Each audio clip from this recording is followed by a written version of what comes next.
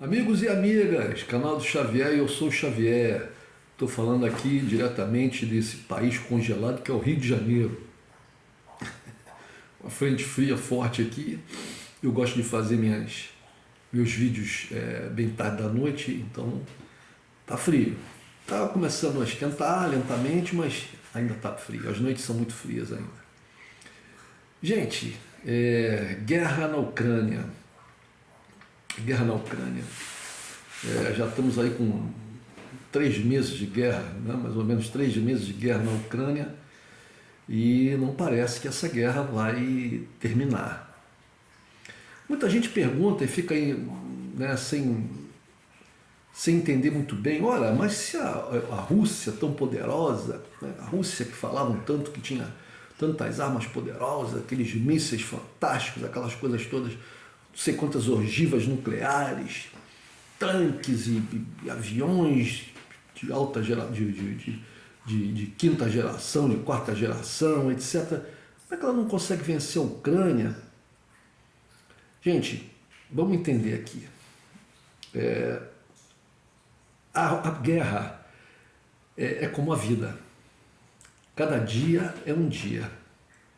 Você, num determinado momento da tua vida, você tem alguns objetivos, você tem expectativas, mas a sucessão dos fatos, né, dos eventos, né, que ocorrem na sua vida e tal, vão fazendo você mudar de trajetória, né, mudar de opinião sobre as coisas, né, mudar os seus objetivos, etc. Guerra é a mesma coisa, gente. Quando a guerra começou, era uma coisa. Hoje, ela tomou um outro caminho. Vejam bem, a Rússia, ela utiliza uma pequena parte do seu poderio militar na Ucrânia. Ela não está utilizando o seu poderio massivo. Até porque a Rússia é um país gigantesco, né, gigantesco, vai desde o lado do Japão até a Europa, passando por todo o Oriente, até chegar aqui na Europa, né? Ela faz fronteira com muitos países, e a Rússia, e essa guerra na Ucrânia não é uma guerra da Rússia contra a Ucrânia apenas, é uma guerra da Rússia contra a OTAN, contra os Estados Unidos, a Inglaterra, todos os seus aliados. Esses países não estão na guerra com seus exércitos, seus exércitos regulares, mas estão com dinheiro, com armamento, com treinamento das forças ucranianas, né? Mercenários desses países estão lutando lá na Ucrânia. Acredito até que alguns estejam lá, foram capturados lá na Azovstal, nos subterrâneos lá de Azovstal. Isso a gente vai ver ainda, mas pelo menos um inglês tinha sido capturado, né, bem antes. Então, e esses países estão implementando sanções contra a Rússia, pesadíssimas, né? Estão bloqueando a Rússia de tudo quanto é jeito que eles podem. Então, eles estão em guerra com a Rússia. É só você abrir um jornal de qualquer país europeu, né? Menos a Ucrânia, menos a Sérvia, né? Menos a Bielorrússia, menos a Sérvia, né? A Ucrânia está em guerra, que são pró-russos, né? Mas os outros países todos, praticamente, você vai ver lá qual é o discurso com relação à Rússia, ao governo russo, ao povo russo, ao Putin, a Rússia em geral. Então, a Rússia está fazendo uma guerra contra toda a Europa e capitaneada pelos Estados Unidos e pela Inglaterra. A Europa capitaneada pelos Estados Unidos e pela Inglaterra, porque a Europa não tem voz ativa. Vocês devem se lembrar que no início da guerra, a Alemanha e a França tentaram de todas as maneiras, né, conter, tentaram a paz, tentaram fazer negociações, etc. Acontece que o que era reivindicado pela Rússia, não sei se vocês lembram, né? Lá no início, o que a Rússia reivindicava? Que a Ucrânia não entrasse para a OTAN, que a Ucrânia reconhecesse a Crimeia como fazendo parte da Rússia e que a Ucrânia desse autonomia à região de Donbass, né, Lugansk e Donetsk. A Ucrânia rejeitava essas três condições. A Ucrânia, não vou ser neutra, vou entrar para a OTAN. O nosso perímetro territorial não pode ser modificado, tudo aquilo que pertenceu à Ucrânia, que fazia parte da Ucrânia, vai continuar sendo, vamos lutar por isso. Então, a guerra não tinha como parar. E os Estados Unidos e a Inglaterra dando arma para a OTAN, para a Ucrânia. Então, o que os alemães e os franceses tentavam fazer, negociações com a Rússia, era boicotado pelos Estados Unidos e pela Inglaterra e por outros países europeus também. Por que a Alemanha e a Inglaterra, a Alemanha e a França faziam isso? Porque a Alemanha e a França são dependentes, a Alemanha mais ainda, mas a França também, dependentes do gás russo e com muitos negócios com a China. Porque essa guerra, ela também não é só contra a Rússia. O objetivo dessa guerra é a China. Por que a Rússia só entrou na guerra? Porque ela pode garantir a venda do seu petróleo e do seu gás para outros mercados que não sejam só a Europa. E esses mercados estão lá no Oriente, principalmente a China. Uma notícia que eu vi ontem que a China aumentou as compras de gás e petróleo russo recentemente, agora nesse último mês. Isso quer dizer que possivelmente algum gás e petróleo que não está sendo mais vendido para a Europa está sendo transferido para a China. Como eu falei de início, a Rússia está usando apenas uma pequena parcela do seu poderio militar. Ela tem uma fronteira muito grande e ela também não pode deixar outras regiões, outras áreas do seu território imenso desprotegidas. Até porque a guerra não é só contra a Ucrânia, a guerra é contra a OTAN e os Estados Unidos. Lembre-se que lá no Extremo Oriente os Estados Unidos têm uma base sua, tem uma colônia sua lá que é o Japão, onde tem base militar americana. Lembre-se que os Estados Unidos ficam lá ameaçando a China, passando com porta-aviões ali bem pertinho. Tem a questão de Taiwan, lá na China, que os americanos armaram, que é uma ilha que é reconhecida pelas Nações Unidas como território da China, né? Mas esse território da China é um território rebelde e os Estados Unidos e a Europa, etc., ficam incitando lá, dizendo que a China não pode meter a mão na Taiwan, que é seu território. Então, a Rússia não pode deixar outras partes do seu território sem sua força militar. Mas ela poderia sim, segundo alguns especialistas, ela poderia sim aumentar o seu poderio militar na Ucrânia e terminar essa guerra mais rapidamente. Acontece que parece que isso já não é mais interesse da Rússia. Se não era interesse dos americanos e dos ingleses, né, e da OTAN, que a guerra terminasse logo, porque com a guerra se perpetuando, isso, na visão deles, enfraqueceria a Rússia, colocaria a Rússia num atoleiro, né, e, por outro lado, manteria o poderio dos americanos e dos ingleses sobre a Europa continental, porque é isso fundamentalmente que americanos e ingleses querem. Eles querem manter o domínio sobre a Europa continental. E uma guerra acontecendo ali, né, e toda essa retórica belicista de união da Europa contra a invasão russa, isso beneficia o poderio americano lá, né? Então, se os americanos, e a venda de armas, né? Porque todo discurso que está se espalhando pela Europa é de que os países europeus têm que investir mais no seu orçamento em armamentos. Ora, que armamentos? Que armamentos? Americanos. Porque a Europa produz armamento, mas não produz os armamentos que os americanos produzem, né? Não no nível dos americanos. E se o inimigo deles escolhido é a Rússia, que tem um poderio militar muito elevado, eles, para poderem fazer frente, vão ter que comprar armas dos Estados Unidos. A OTAN, a Organização do Tratado do Atlântico Norte, utiliza massivamente armas americanas.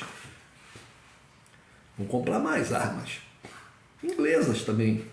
Então, para os americanos, era interessante que a guerra se expandisse, se mantivesse, né? Se perpetuasse no tempo. Acontece, gente, que a Rússia não está tendo prejuízo com a guerra, pelo contrário, ela tem aumentado o seu superávit comercial, porque o preço dos produtos principais da Rússia, que são gás, petróleo, fertilizantes, trigo, essas coisas dispararam de preço no mercado internacional. Dispararam de preço. Porque a Ucrânia, que é um país importante na produção de trigo, na produção de fertilizantes também, ela está em guerra e está impossibilitada de exportar a sua produção, né? As sanções atingiram as exportações russas. Por exemplo, a relação entre Rússia e Brasil comercial, a relação comercial de Rússia e Brasil, está sendo, a partir da guerra, muito prejudicial para o Brasil. Porque as exportações do Brasil para a Rússia praticamente pararam. Porque como o Brasil não tem navios próprios, né, nós já tivemos, lembrem-se lá atrás, o Lloyd brasileiro, que foi privatizado pelo governo do Fernando Henrique Cardoso, né? Nós tínhamos uma marinha mercante nossa, mas não temos mais. Então nós somos obrigados a fretar navios de empresas internacionais. E essas empresas, por causa das sanções, não estão indo para a Rússia. Então os produtos brasileiros que eram mandados para a Rússia, que eram vendidos na Rússia, deixaram de sê-lo. Agora, os produtos russos são transportados por navios russos e continuam vindo para cá, para o Brasil. Fertilizantes, trigo, né, e outros possíveis derivados de petróleo que a gente não produz, coisas assim. Também nós, né, acabamos com as nossas refinarias próprias aí. Bom, então as vendas da Rússia para o Brasil aumentaram e as vendas do Brasil para a Rússia diminuíram. Então, em relação ao Brasil, um exemplo único, né? A Rússia está tendo um superávit, está comprando menos e vendendo mais. E isso está acontecendo com vários países do mundo, que também não tem marinha mercante e tem que exportar para a Rússia, com empresas internacionais que não fazem mais o serviço por causa das sanções americanas.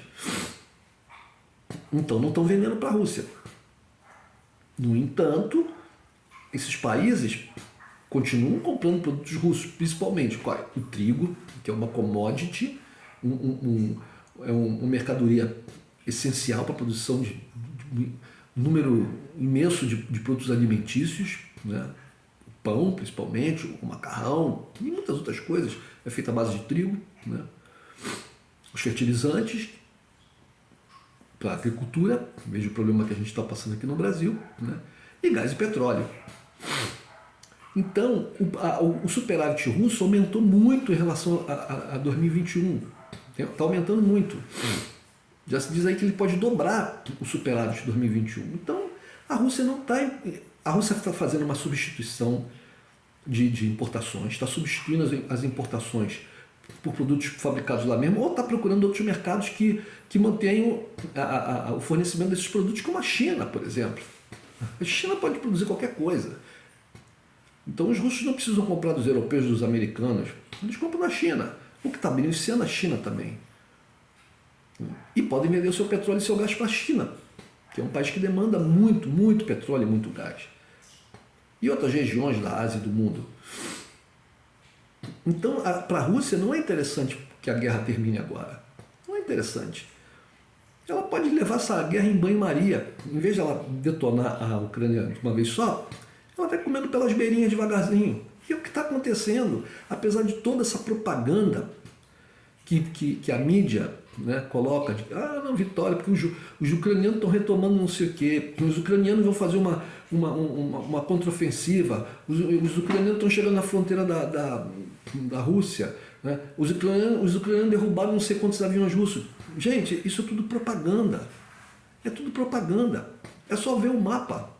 Olhem para o mapa da guerra, que eles mesmos mostram os mapas. A parte da Ucrânia que está dominada pelos russos. Como é que a Ucrânia está tendo vitória se ela tem uma parte, mais de 20% do seu território na mão dos russos? A derrota do batalhão Azov lá em Azovstal foi uma coisa, sabe, era um dos grupos combatentes mais fervorosos e mais bem treinados. E foram todos capturados, mais de 2.000 homens, fora outros 1.000 que já tinham se entregue, e gente das Forças Armadas Regulares, do Exército Ucraniano, que tinha se entregue antes, tinha se entregado antes. Né?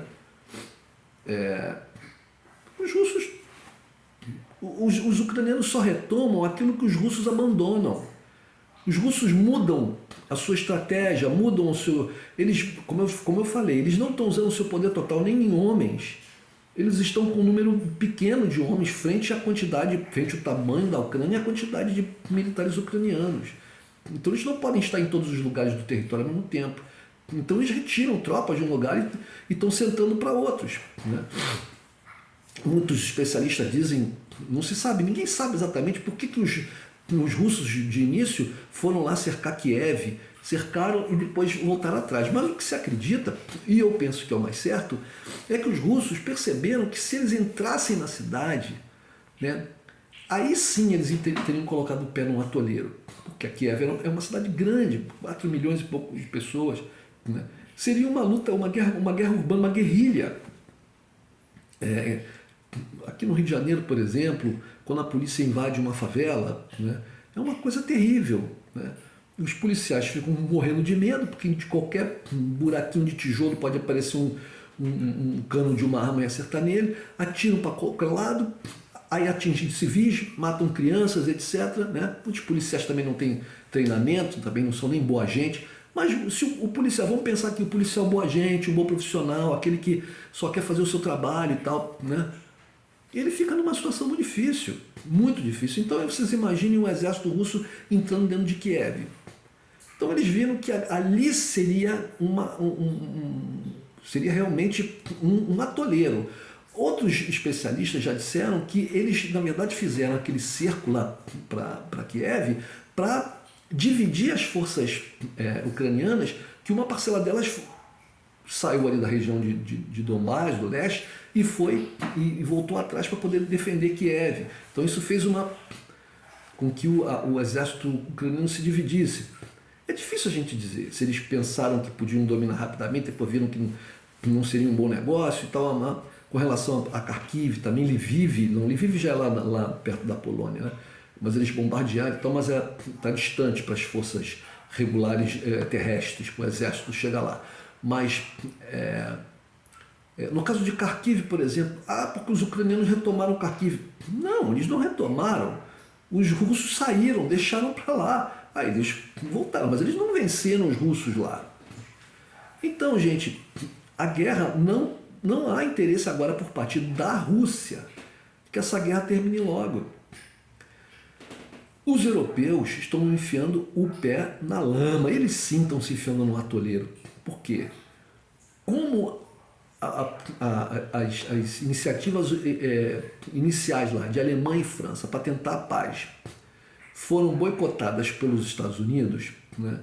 Esses dois países tiveram que se submeter, né, à vontade norte-americana e à propaganda inglesa e tal. E o que vai acontecer? Bom, eles tinham petróleo, eles tinham gás barato da Rússia. Eu afirmo isso desde o início: gás barato, constante, na quantidade que eles precisavam. São 3 coisas necessárias quando você vai comprar alguma coisa. É que quem te venda a um bom preço. Segundo, que te forneça a mercadoria que você precisa com regularidade. Né? Tem que ter uma regularidade, tem que haver um planejamento e esse planejamento tem que ser cumprido, né? E o terceiro é que venha na quantidade que você necessita. Não é? Não adianta você chegar numa sapataria, querer comprar sapato e o preço do sapato está 20 mil reais um par de sapato. Porra. Outra, ó, aqui a gente tem sapato, mas a gente só tem um pé direito. Só pode fornecer o pé direito. O pé esquerdo só vai vir daqui a 3 meses. Né? E outra, bom, você pode até se organizar. Bom, tudo bem, eu compro o pé direito agora e daqui a 3 meses vem o pé esquerdo. Mês que vem eu compro outro pé direito e vem 3 meses e tal. Daqui a alguns meses eu vou ter os dois pares, os dois pés. Né? Vou ter 3 pares, se eu comprar todo mês eu vou ter 3, 4 pares. Não, mas acontece que eles vão te dizer assim, ó, só que a gente não tem como a gente garantir que daqui a um mês a gente vai ter sapato de novo e tal. Então, você não tem como comprar o sapato lá. Você não tem. O preço é muito caro, muito alto, não existe regularidade nem a quantidade que você deseja. Então era isso que era oferecido, o petróleo, o gás barato para a Europa, né? Ali irregular por meio de gasodutos, chegando na quantidade que eles precisavam e eles sabendo que no mês seguinte haveria, que no outro mês haveria. E aí fizeram um boicote. Essa coisa da Lituânia e da Noruega, da energia elétrica, foi cortada pelos russos. Como é que eles vão produzir energia elétrica? Eles não têm hidrelétricas, eles não têm. Tem que ser construído. Né? Eles não têm risco para fazer hidrelétrica, então tem que construir usina nuclear, tem que construir, sei lá. Então vai ter que importar o gás de outro lugar, que vai vir mais caro. Os americanos querem vender gás para eles, mas muito mais caro, porque vem por navios. O frete no mundo aumentou muito, o seguro aumentou muito, tudo está aumentando muito no mundo. O trigo aumentou muito. A Europa vai ter um problema sério, porque a Europa, no centro da Europa, você vai ter 2 países com muitos problemas. A Ucrânia, né, que está destruída, mesmo a parte que não está sendo atacada pelos russos e tal, está sofrendo pra caramba por causa do problema do resto do país. Né? Um êxodo violento de refugiados que foram para onde? Para a Polônia, um outro país que vai ter problemas muito grandes, porque além de não estar comprando mais o petróleo russo, porque os russos, né, fecharam a torneira para eles, não tem mais petróleo russo, tem que pagar petróleo muito mais, gás, tem que pagar gás mais caro de outros países. Receberam milhões de refugiados ucranianos. Ora, como é que você faz se você chega, de repente recebe 4 milhões de pessoas de um outro país que chegam no seu país? A Polônia é um país mais ou menos do tamanho da Ucrânia, né? Não é um país gigantesco que possa absorver uma população de 4 milhões. Isso vai ter um impacto muito grande na economia polonesa, que está se armando, gastando dinheiro com arma, porque por causa dessa onda belicista contra a Rússia, né? Então vai ter que tirar dinheiro de algum lugar. Por outro lado, a economia vai balançar, porque um país ali que é vizinho dela, com quem ela tinha trocas comerciais, etc., não está tendo mais. Então, um prejuízo. Além de tudo, uma parte grande da população desse país vem para o seu território e tem que ser assistida pelo Estado. Por outro lado, o preço do combustível, que é uma coisa essencial para tudo lá, aumentou muito. Então, você vai ter 2 países no centro da Ucrânia, da Europa, com problemas graves: Ucrânia e Polônia. E a Europa inteira vai pagar mais caro pelo gás, vai pagar mais caro pelo trigo, vai pagar mais caro pelo fertilizante. O turismo vai dar uma estancada, porque a economia mundial, que já vinha passando por problema por causa da pandemia, né? Então a economia estava em baixa. Com a questão da guerra, essa questão da carestia, da inflação vai se espalhar. Então, uma das atividades que vai ter um impacto grande vai ser o turismo, porque os turistas, as pessoas que vão viajar, se a situação fica difícil, a primeira coisa que a pessoa corta é uma viagem de turismo, né? Porque não é uma coisa essencial. Então, países que tem muito turismo, como por exemplo Portugal, vão ter um decréscimo no turismo. Isso vai atingir a economia. Então, gente, a situação é essa. Os Estados Unidos, eles tomaram várias medidas quando eles viram que, primeiro, a Europa estava se aproximando, fazendo muitos negócios com a Rússia e muitos negócios com a China. Então os americanos, não, temos que cortar isso. Então o que eles fizeram? Bom, primeiro teve a saída da Inglaterra, o chamado Brexit, a saída da Inglaterra da União Europeia, né? E essa guerra, e os americanos incentivando a coisa do cerco da Rússia com a OTAN. Né? Os russos reclamaram da questão da Ucrânia, eles se lixaram. Deixa eles partirem para uma guerra. Por outro lado, lá na questão da China, vejam o cerco à China. Você veja a Austrália estava com uma grande aproximação comercial com a China. De repente, por pressão americana, já vem falando até em guerra com a China. Vejam a questão do Brasil. O Brasil nos BRICS. O que acontece no Brasil? O Brasil se aproximando cada vez mais da China e possivelmente da Rússia também, por causa dos BRICS. O que acontece? Um golpe de Estado. Quem é que toma o poder no Brasil? Quem é que chega no poder? O conspirador Michel Temer, né? E depois o Jair Bolsonaro, né? que isolaram o Brasil da diplomacia mundial, né? Tiraram o Brasil daquele protagonismo todo que a gente estava vivendo e daquela coisa do Brasil de fazer comércio e negócio com todo mundo, e não só com americanos e europeus. Então é isso, gente. É uma guerra mundial. A gente está numa guerra mundial. Os Estados Unidos querem dividir o mundo, porque dividindo o mundo eles impedem o crescimento. Eles sabiam que a China ia ultrapassá-los e jogaram tudo para poder barrar a China e a Rússia também. Então essa guerra não vai terminar tão cedo. Cada dia é um dia. Vamos ver o que nos reserva nos próximos capítulos. Um abraço, gente.